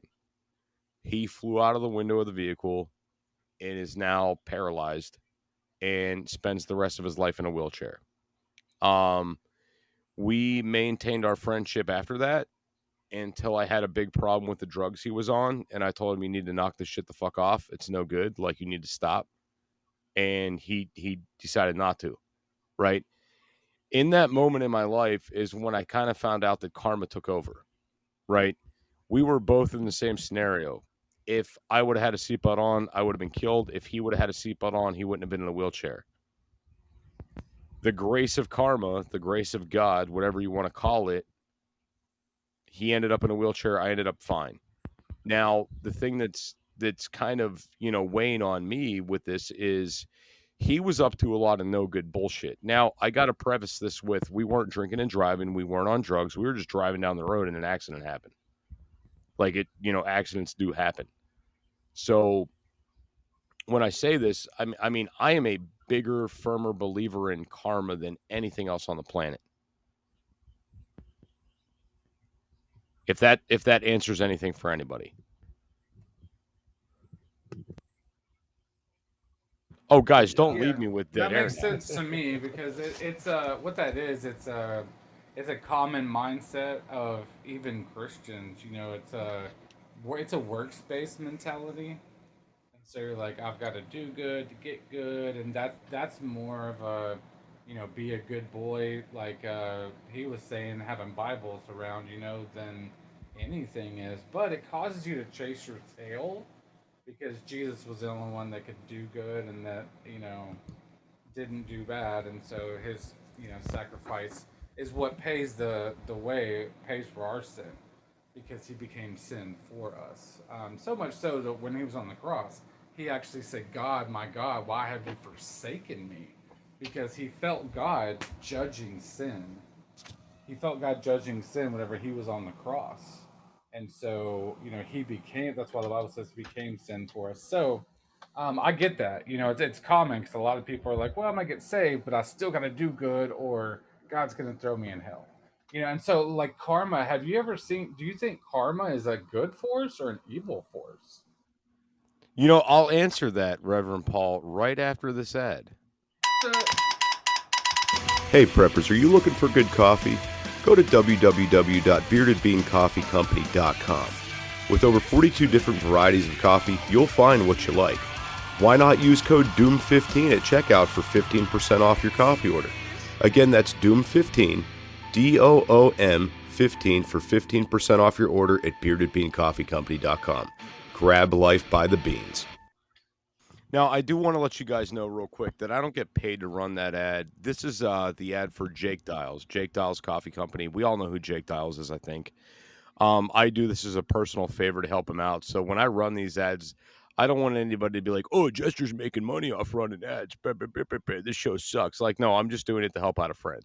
That's all. Yeah, right. You're selfish and you don't tip enough, but whatever. No, but so a lot of people don't realize that Jake Dials has a coffee company. So I've been periodically running ads during the lives to kind of help him out, right? Because it's his business. He makes money off it, and the more I could get it out there for him, the better. It's a source of income for him, and he's my buddy, so I want to help out. But anyway, to move into this, so I promised Shannon I was going to give her the floor. So Shannon, what's up, Thank girl? you. How are you? Hello, my brother from another mother. That's it. I could not. I swear to God, we are related somehow. Okay, first I'm gonna throw some fat on here for you guys to chew on. Religion and science have always been split. The more that we get into technology, the more science and religion comes together. If you look at the stories of the Bible and exactly what Doomsday is talking about an alien Jesus, I've always been a firm believer of absolute data, proof. There is a man, his name is Maurice Cotterell, and through technology and using computerized systems and algorithms, colorized the Mayan sarcophagus. The Mayan sarcophagus was 2000 BC to 250 AD, way before Christ. Anyway, they took the Mayan sarcophagus and colorized it, and it started depicting stories of the Bible. Adam and Eve, Noah, just Moses, everything. It was all there. And when they discovered this, he had to go into hiding somewhere in England. He's a good friend of my father's who is friends with the ancient aliens people. Lloyd Pye, they killed him. They gave him cancer because he wrote the book of Everything You Know Is Wrong. Anyway, this book is an amazing book. It's called Super Gods. And I highly suggest you guys read this because it puts science and religion together. I believe that all these events, such as Jesus, the flood, was actually an intervention of alien nature to either cleanse the earth or to further mankind to evolve. So then also, if you believe in the Bible and you believe Adam and Eve were the first man and woman, okay, so what about Darwin? What about Cro-Magnon man, which was 10,000 BC? And then you have periods of how man evolved. Man, it adapts to its environment. Man we did not come from a single cell amoeba, but we do evolve, we adapt. And the missing link also proves some kind of divine, otherworldly intervention. With science and technology today, like the super collider that they have in Geneva, they recreated the Big Bang. I mean, if Adam and Eve were the first women, how do you explain Cro-Magnon man, which is way before all this? So the Bible, and yes, paganism stemmed Catholicism and Christianity. Paganism refers to the authentic religions of ancient Greece and Rome and the surrounding areas. The pagans usually had a polytheistic belief in many gods, but only one, which was represented in the chief god and the supreme godhead. So, I mean, I always have believed in humankind. Doing unto others, you'd have them do unto you. I don't believe in heaven. I don't believe in hell. I do believe in scientific data. There is data and proof that there is a soul, what we call, it's a soul is energy based. At the time of your death, it has been proven with high-speed cameras that this energy lifts off your body. You cannot kill energy. It dissipates. It does not dissipate. That's what they consider the soul. And then also, the body weighs just a smidge less. So I believe that heaven or hell, if whatever people, and I don't knock anybody's belief. I find it extremely interesting. That's what makes this world great, is through different opinions coming together in a large think tank to answer the question of where we came from. And is there a God? Are there many gods? So, I mean, none of you are wrong. It's together. And with this Mayan sarcophagus, and the Mayans disappeared. The thing about this sarcophagus is the way it was made, you can only see three-dimensional. We as humans only see in 2D. So it was done by aliens. The Mayans that were taught, just like the ancient Egyptian pyramids, they were taught by aliens.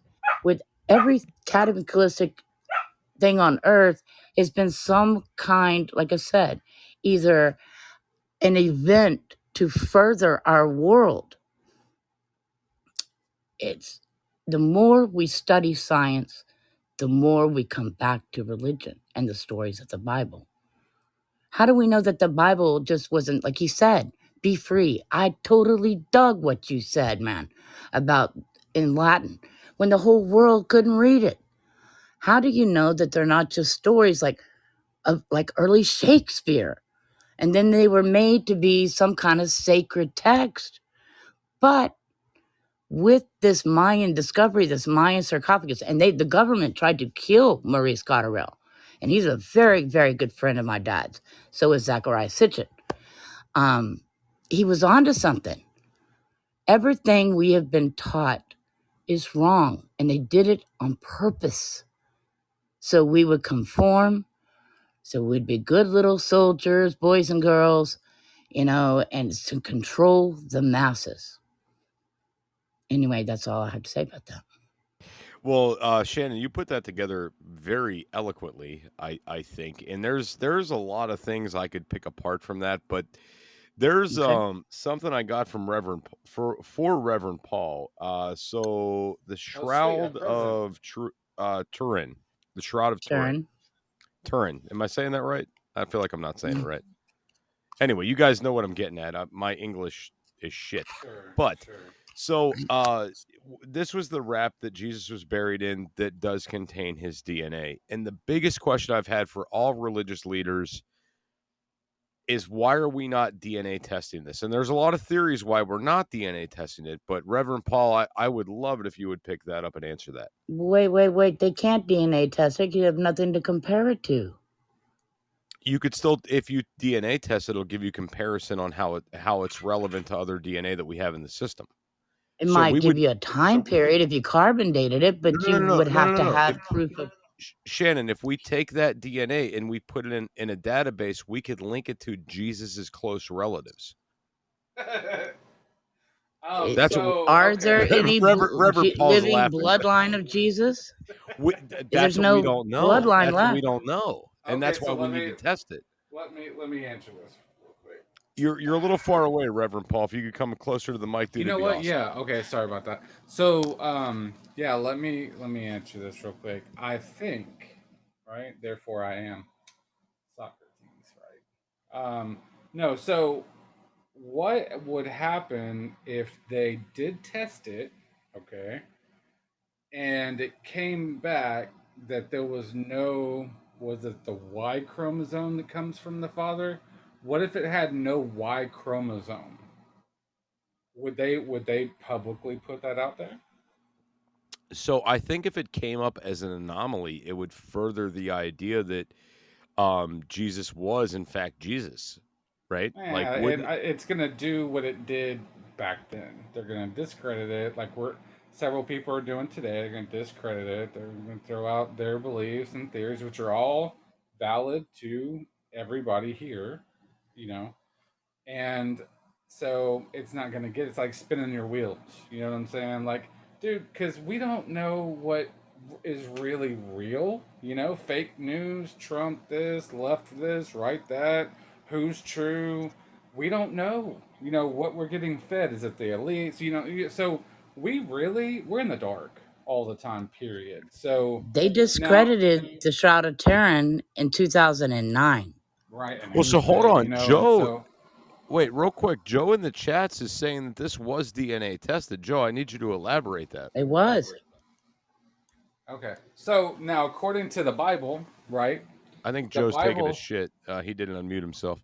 the Bible says that that the Holy Spirit, right, impregnated Mary. So There the you go, Joe. DNA that came from the Father was a spiritual DNA, right? So it wasn't a human male DNA. So, you know, if it was tested, if it was really, really his, if there was any after thousands of years, like what his sweat would have got on or something, even though he had been dead. So I don't know how they're saying the DNA was there. Anyways, like if it was, there's probably more DNA from other people handling it than, you know, if there was Jesus, but that's just whatever. But yeah, so if it came back as human DNA, then, you know, well, oh, Jesus is human, you know? With forensic techniques, they absolutely proved that it was not Jesus Christ. That's already been done 13 years ago. Okay. So, but yeah, we're doing hypothetical anyways, right? So it kind of doesn't matter. But so according to the Bible, though, the DNA was from God Himself. So it wouldn't have had a Y chromosome if it was, you know, truly, if the Bible's right, you know, and, but, you know, it's been tampered with, like everybody's saying. So, yeah, meh. Hold on, I was Right? muted there. Be free. No, we cannot hear you, dude. Are you still with us? You're unmuted, dude. I'm not getting Joe at all. Joe, I don't know what happened, dude. I don't know if you need to exit and come back out, like hang up and come back in again. I don't know what's going on. But the reason why I bring up this DNA thing is because we're doing in law enforcement, we're doing a lot of work with familiar DNA. And the idea that we could take DNA and we could link it back to people that have submitted to Ancestry.com or 23andMe or things like that is a big deal, right? So if this DNA could be linked, and Scooter, I just saw you back in the chat, and I know you were trying to call in earlier, dude. You're more than welcome to now. We're getting Be Free back now, so maybe we got Joe back. Joe, are you with us? Beliefs. Yeah, Joe. Now we got you. So it was DNA tested back in 2004, and they weren't allowed technically to scrape the Shroud of Turin. There was one carbon testing that they were allowed to take a small sample of the shroud, but they weren't allowed to take a sample of anywhere there was pigment. And the shroud, the entire time, everybody had gloves on. It was in a sealed environment. Every time they unrolled the shroud, it was in a sealed environment, and then it was put back into its little sealed thing. They did pull air samples off the shroud. So could it be epithelios from people that are around it? Possible. There could be epithelios from just, you slough off about 60 billion skin cells a day. So it could be any one of the 16 observers that were in the room that sloughed off the skin cells. Now that's possible. That's possible if those people were pigs. Because the DNA that did come off the Shroud of Turin was pig. Now, one thing that was used in pigments of paint is pig blood. They also got ochrum, which is a binder for things to be bound to fabric back in the I believe the 1400s. And when it was called not divining, something to give light to, which is what they called painting. They didn't call it painting; they called it giving light to. And it was painting was a thing that only religious people could do. People that wrote religious texts could paint things. So it was the art of creating pigments for paint was an actual religious art at the time, and it definitively proves that it used a religious a period religious technique to make a pigment, and that it was the elements, the key elements that make the period pigments. The Shroud of Turin is a fake. It's a 100% fake. Well, and that Well- it brings more light to who the source of the thing, which I'm pretty sure it was the Catholic Church. Well, I could be wrong. It brings more light to the idea that divinity, the Christian Church, not the Christian Church in general. I'm not attacking Christianity. Sure, I'm sure. I'm more pointing the fact that anything that has to hold on to its power by Right. I agree. creating such divinity in things, like the idea of Right. saints. The idea of saints, like you can die, your body wither away, and then they chop you up into bits and pieces, and then they send your bits and pieces around, and then other churches hold on to that bit and piece, and they're like, No, oh, bro. we have divine right because we have the finger of Prince Cuthbert No. or Everybody knows. Saint Cuthbert. Yeah, I think everybody knows where I stand on the Catholic Church. They were basically the first Reich of Hitler. You know what I'm saying? Like No, they the were Catholic. so evil, bro. Oh, our No, last pope was a Hitler Youth. The Catholic Church was the foundation of the Church of Satan.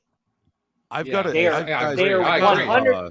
100% jump in. Satanists. I got to jump in real quick, and I want to comment on this shroud. Okay, so when I was a kid, you guys know I was raised in the Catholic Church. Okay, now this shroud was presented to us I want to say like the mid 90s, that this was like new evidence, right? Of the actual, like, that's how the church presented it to us. It was like the mid 90s. They pulled this out and they said, look, straight from the Vatican, we have the shroud, da da da da da da. And none of us at the time were smart enough to think, well, the Vatican's had this for years. Why are they only telling us now? Right? Like, what's Yeah. the deal behind it? Like, at the time, I wasn't smart enough to realize what was going on. I was like, oh my God, they miraculously unearthed this. Holy shit. Like, no pun intended, Reverend Paul. But Nice, no, nice. that's how it was. I was like, oh my God, we have proof now. And I'm like, oh my God, Jesus touched this. This is amazing. And then as I grew up, one more thing to like be like, wait a minute. We've had this for years, and it's only being presented now in like 1995. Like, what the fuck's going on? Exactly. Where was it in the 60s? Where was it in the 70s? Where was it in the 1870s? Where was it in the 1770s? Oh, Nowhere. they are like spiritual. They're like the spiritual mafia. It's so bad. So Hold if on. we The Vatican is the original mafia of Reverend Paul. Come on now. Yeah, well, I mean no that no no too. They're no both. the tabernacle is the original mafia. Opus Dei. Yes, dude. Yes. The Jewish church, the Jewish temple is the original mafia. You know what? The one thing that like I'm not a big fan of Muslims as a people because they're pretty locked in the dark ages. But I am a big fan of the fact that they also believe in the same God that Christians believe in. Muslims even worship Jesus as a prophet. A lot of people don't get that. Jesus is a prophet in the Quran. He's not So the prophet. no, He I'll is a stop you prophet. there.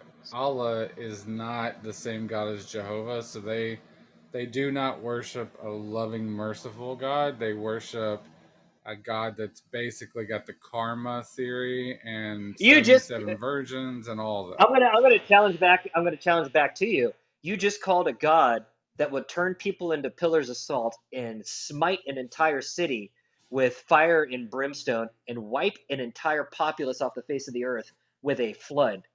A loving and merciful God. Is that what I said? That's Some what you people just said. depict Noah as a savior, That's and what some you just people said. It sounds some That's like what you just sounds like said. some people depict him as evil. He's a So oh loving and sure. merciful God. You Yeah. know, I wanted to go Hey, back you know to the. what? Is it bad for there to be a jail to separate No. us Well, from the actually, murderers? so That's what okay. If God the did. Hold on, So real quick, guys. Hold on. Hold on. Hold crime on. is Hold free on. will, then yes, it's bad. If the crime is I free want to. will, then yes, it's bad. I want everybody to depict something in their brains real quick. Okay. There is good and there is evil. We've seen this from the beginning of time. We see this currently in humanity. We've seen this in our society right now. We've seen it in our society a yeah. 1,000 years ago. We have good and evil. It's a thing. Now, I'm a firm believer because of my religious standpoint that good and evil is just within people. It's natural. You decide to act on your evil motions or you decide to act on your good motions, right?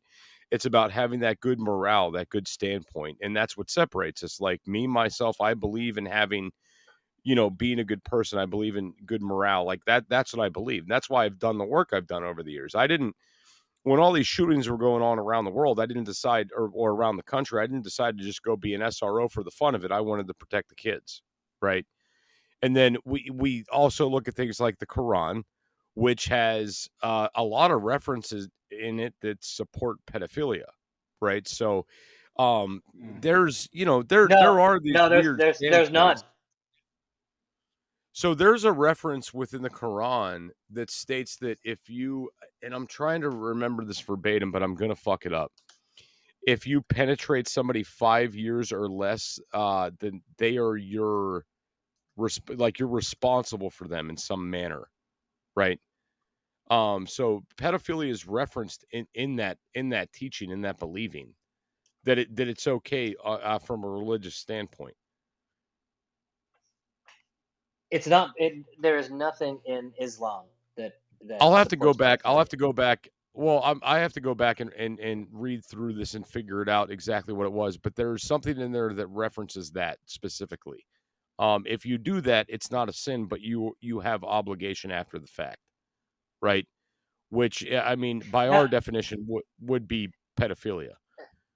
by our definition, the Quran promotes the marrying of a child whose father has died, and that is it. So like it doesn't specify an age. It just specifies that if a child's father has died, that the brother or another family member should marry that child. And this was just because of social edicts where the child wouldn't get their father's possessions. the daughter wouldn't get the father's possessions. So it was in a sense that a dowry wouldn't be paid for that daughter anymore. So it's a social construct, not in a sense of like, yeah, go fuck this kid. Basically, it doesn't promote pedophilia. It promotes the sense of like there's a social construct in their culture, the culture that raised Islam, that a child needs to get what is owed to them because it's owed to them by their father, and if their father passes away, then the brother might steal it. And I saw that all the time in Iraq, where like brothers would screw over brothers in order to gain their brother's possessions because they knew their brother didn't have any children.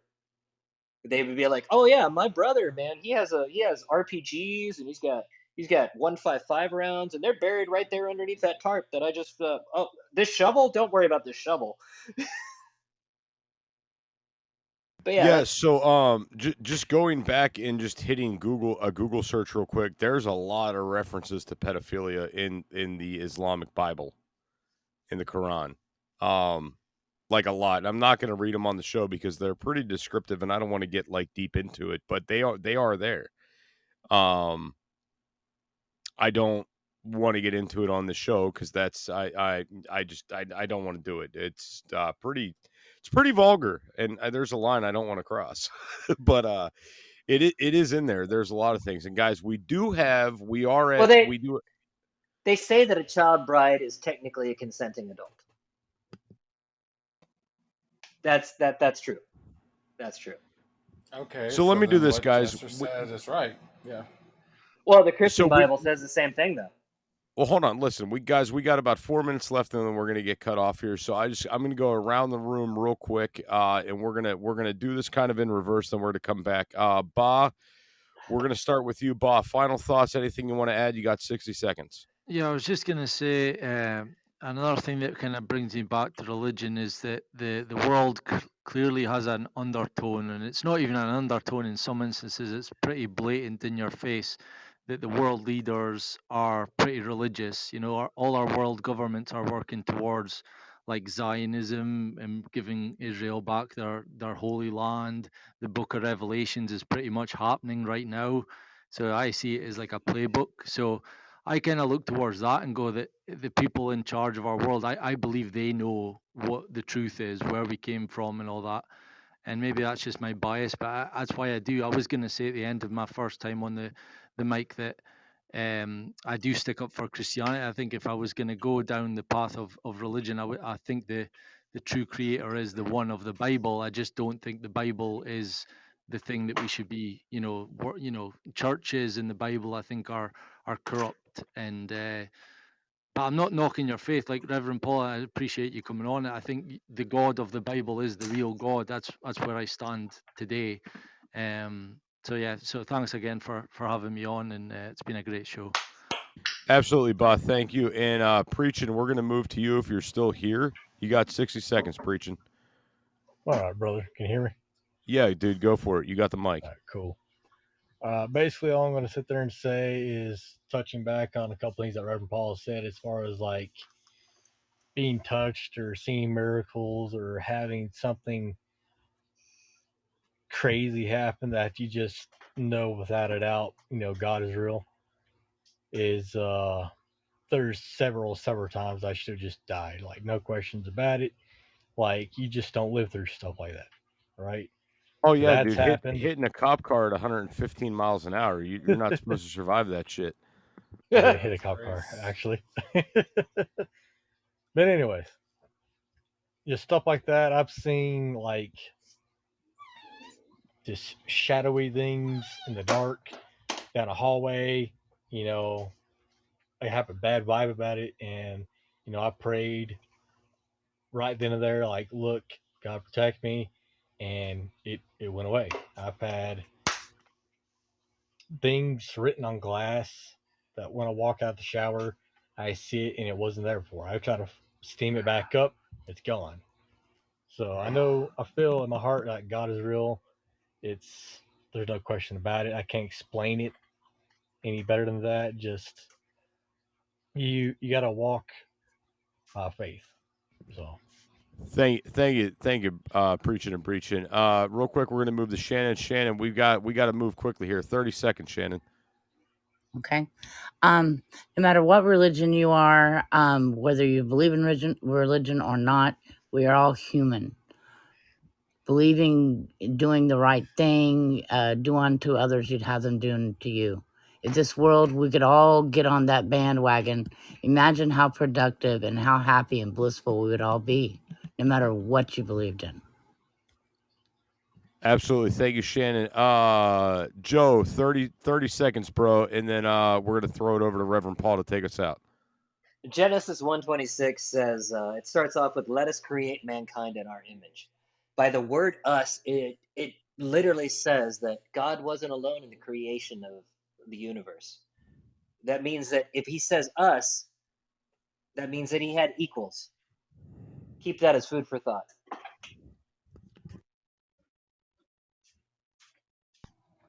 Cool. So yeah, that definitely goes into the doctrine of the Trinity. Go ahead, Reverend Paul, take it out, brother. Oh, okay. Yeah, that talks about the doctrine of the Trinity, so that's all biblical. So I agree with you. And anything you want to add for our listeners before we're out of here? Jesus loves you, and it's all about grace. Trust in him for salvation, and he'll show up for you. Just keep having faith. And everybody else, guys, I want you guys to thank Reverend Paul for coming in tonight. Reverend Paul, we appreciate you being here, bud. I had a Thank you, blast, brother. man. Thanks for having me on. Thanks, Reverend Paul. Absolutely. Be free. Hit me up on Insta. I want to talk to you.